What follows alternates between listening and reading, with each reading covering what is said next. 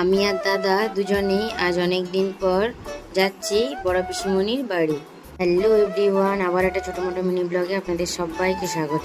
সকালবেলা ঘুম থেকে উঠে স্নান করে নিয়েছি, তারপর চলে গেলাম সোজা ঠাকুর ঘরে গিয়ে পুজো দিয়ে নিলাম। তারপর সকালে ব্রেকফাস্টে খেলাম কাঁচা ছোলা ও ডিম সেদ্ধ।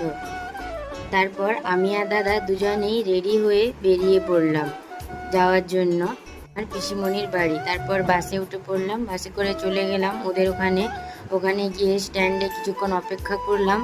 আমার ছোট দাদা আনতে আসবে আমাদেরকে স্ট্যান্ডে, তাই তারপর গিয়েই প্রথম দেখা হলো ওদের বাড়ি সব থেকে ছোট সদস্য আমার দাদার ছেলের সাথে।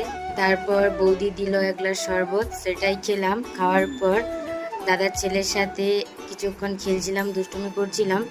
তারপর দুপুরে 1:30টার দিকে লাঞ্চটাও কমপ্লিট করে নিলাম। লাঞ্চ কমপ্লিট করে গেলাম ছাদে। দেখো কিরকম ঘন কালো মেঘ হয়ে আছে, সাথে আমার পিসির ফুলের বাগানটাও ঘুরে দেখছিলাম, খুব সুন্দর লাগছিল।